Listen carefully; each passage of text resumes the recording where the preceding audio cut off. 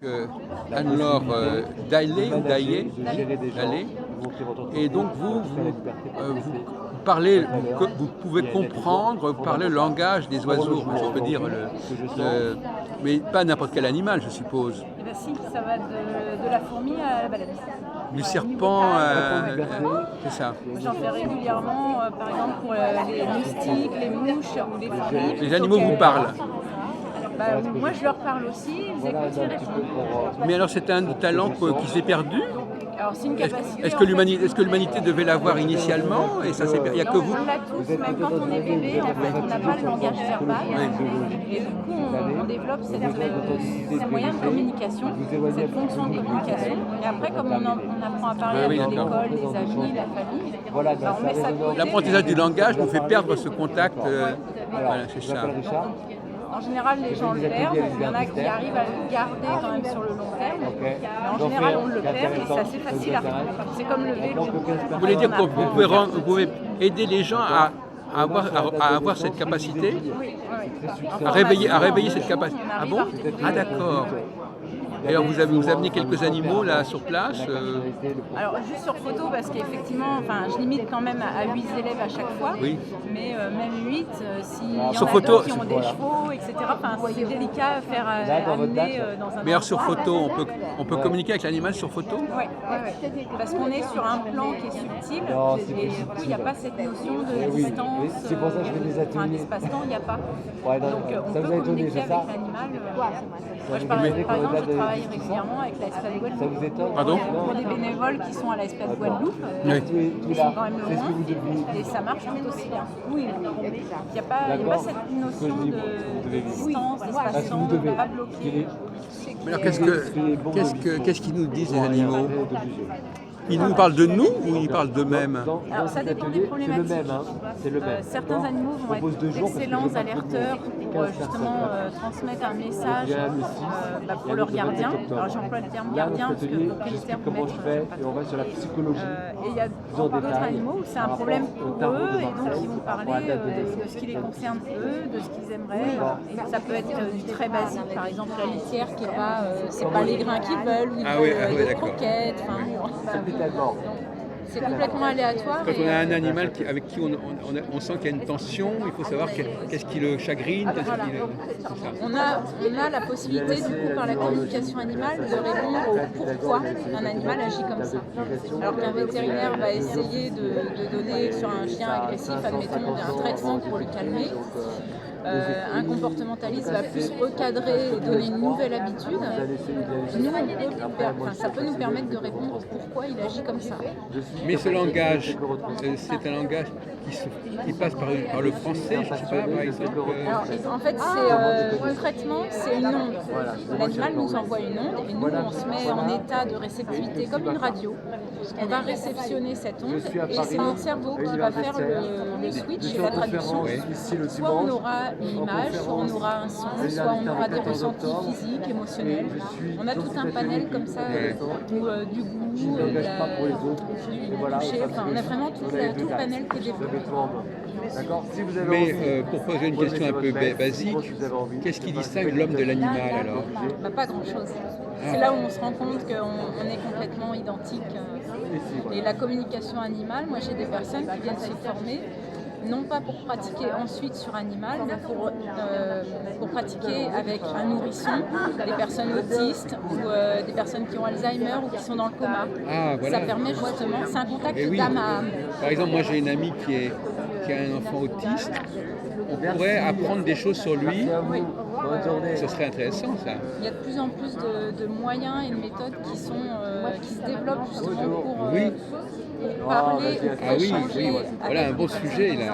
Les enfants qui n'ont pas la parole et on se demande qu'est-ce qu'ils ont dans la tête. Et plus généralement, pose une question un peu à côté, mais peut-être qui est dans la même direction.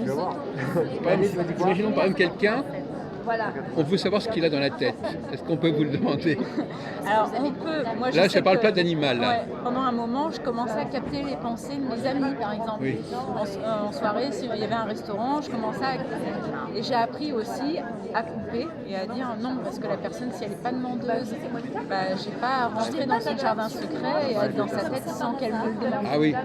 Donc, si je vous demande qu'est-ce que pense telle personne que j'ai connue, savoir ce qu'elle a Si dans la la tête. personne n'est pas demandeuse, Ah oui, non. Mais vous avez raison, hein, je dis pas le contraire.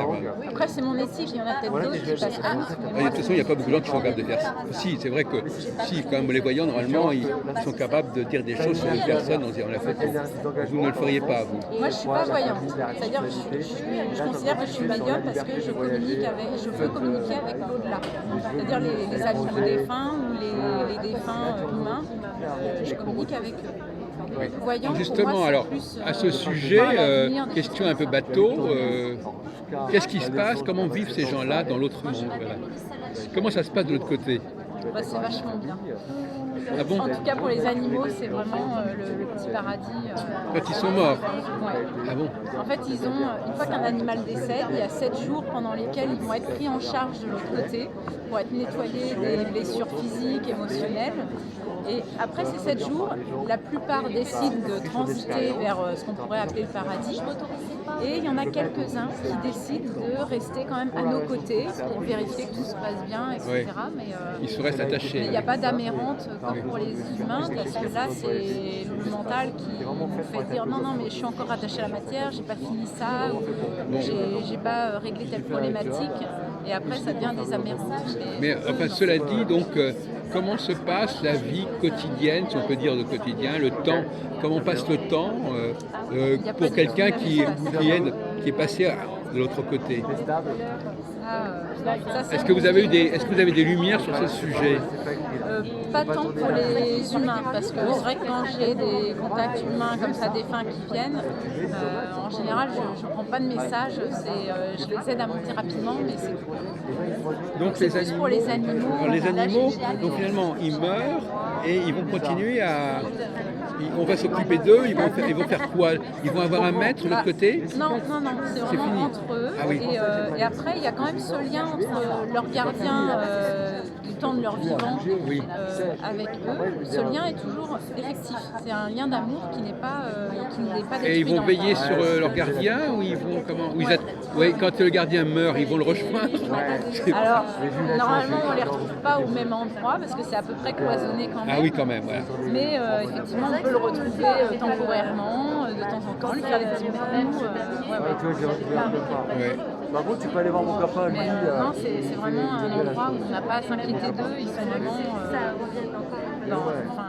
Donc il y a des millions d'animaux qui vivent comme ça dans l'autre côté et finalement la vie continue, enfin il continue indéfiniment. Alors pas indéfiniment, c'est-à-dire qu'ils ont la possibilité aussi de se réincarner. Ah, ils peuvent, parce que les hommes aussi, les êtres humains peuvent se réincarner. Ah ben vous faudrait me le dire, oui. On a un cycle comme ça où on se réincarne Oui. régulièrement. Ah oui, d'accord. Et donc l'animal aussi, selon à quel moment je vais le connecter, et va pouvoir me dire, là j'ai prévu de me réincarner mais avec tel gardien ou avec le même qu'avant. Voilà. Alors à ce moment-là, vous nous touchez à un problème très intéressant. Qui est-ce qui s'occupe de la programmation de tout ça?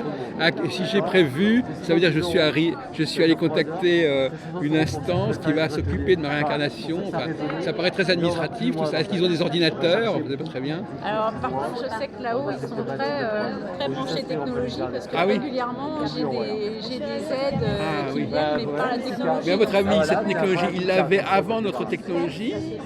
Ou est-ce qu'ils ont évolué avec notre propre technologie? C'est plus que tout est énergie et donc c'est facile de changer un peu l'énergie pour faire apparaître un message, un texto, un mail. Donc ça, ils l'ont toujours eu en fait, quelque part. Non, ça. là-haut, ils sont bien. Donc nous, on fonctionne un peu comme eux. Maintenant, on fonctionne un peu plus comme eux. Oui. Ouais. C'est bien ce que je pensais. D'accord. Alors par exemple, pour la question, quelqu'un qui a prévu de se réincarner, il passe par une bureaucratie, si on peut dire, Ouais. Alors, il y qui a va le- programmer, qui va fixer même ce qui va se passer pendant la vie de la personne. Enfin, je sais pas quoi. On dit Les parfois. grandes lignes vraiment sont programmées. Après, on a quand même le libre arbitre dans le sens où Oui. le libre arbitre, c'est plus sur comment on va réagir face à une situation. Oui. plus C'est là pas où le on a quoi, mais c'est le libre comment, arbitre. oui. Voilà. Mais tout ça, c'est parfaitement organisé, parfaitement calibré, et cela a toujours été. Donc c'est un monde extrêmement technologique, comme vous dites. Hein, En tout cas, évoluer. Ouais. oui. Et donc il y a des commissions, je ne sais pas comment ça s'appelle, qui vont décider de qu'est-ce qu'on a avec cette personne. Alors évidemment, alors est-ce que ça veut dire que toute personne qui vient sur Terre, elle a une mission? On a tous choisi une mission de vie. Oui. Après, on la reconnecte tôt ou pas. C'est-à-dire que des On la fois, découvre, on tâtonne on la un peu découvre, oui. et on met du temps. Mais on voit que les choses évoluent beaucoup parce qu'il y a encore 20 ans, une personne qui aurait parlé d'une reconversion professionnelle, on l'aurait regardé avec des grands yeux en lui disant t'es sûr, tu oses. Maintenant, les reconversions professionnelles, Pourquoi vous parlez de reconversion? Parce que quel rapport avec la réincarnation? Parce que souvent, les personnes vont se lancer dans un travail bête et méchant pour pouvoir payer les factures.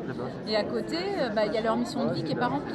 Parce qu'ils sont complètement à côté. Carrément, leur mission ne peut pas se faire. Ouais. Oui. Et donc, à un moment, ils ont cet je comprends. appel du cœur. Oui. Ils disent, mais non, rebranche-toi sur ta mission de vie. Et donc, ils disent, reconversion, allez hop, je me lance dans tel domaine ou tel autre. Et oui. Et donc, on en voit de plus en plus. Il y a des gens qui passent à côté de leur mission, qui n'arrivent pas à la accomplir, parce qu'ils sont pris par les obligations. C'est ça, vraiment Et ça, c'était pas prévu. T'as perdu des gens, tu t'es un peu éloigné, t'as un peu moins de social. Il y a un moment où on est censé se réveiller et se réaligner avec ce qui nous appelle vraiment et ce qu'on avait décidé au tout début. Là, tu vas bien le chanter en octobre. Après, comme je dis, on a les grandes étapes qui sont programmées, mais on n'a pas forcément les grandes étapes à quel moment.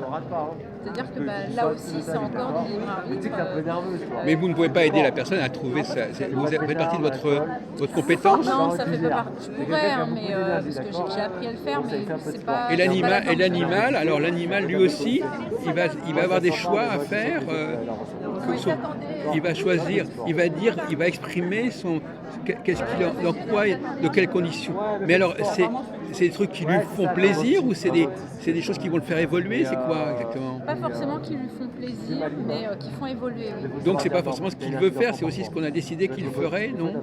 Alors c'est une décision de toute manière qui est prise avec son accord quand même. Oui, mais par exemple un animal qui va être volé ou maltraité, bien souvent, alors je sais que c'est dur à entendre et à accepter, mais bien souvent il a choisi cette épreuve-là parce que ça va lui amener une compréhension après, ou lui ça va lui permettre d'évoluer ensuite. Et on a des animaux qui sont perdus parce qu'ils ont décidé de changer de gardien et donc c'est pas réellement perdu. C'est que c'est en accord avec ce qu'ils avaient décidé avant. alors est-ce que vous pensez que certaines personnes ont des missions plus importantes que d'autres? Non. Toute mission est importante. Je pense que c'est un équilibre en fait. Il n'y a pas un maillon plus fort qu'un autre. Ah oui. C'est qu'on est fait à la base pour être tous des terriens et tout ça évoluer ensemble. C'est le même atelier le 26 et donc il n'y a pas une mission qui est plus importante que. À part que je limite à 15 personnes. Après c'est ma façon de voir les choses. Enfin, nous sommes quand même qu'il y a des gens qui ont des choses plus importantes à faire que d'autres quand même. Je crois que après, c'est comme si on prenait quelqu'un qui serait sur Terre pour guider plein de monde. oui. S'il n'y a personne qui décide d'avoir la mission de suiveur, un peu, il va être leader, mais pour personne. Oui, d'accord, bien sûr. Donc c'est dans ce sens-là où effectivement. Et alors une dernière question. Est-ce que vous avez des choses à nous dire sur la différence entre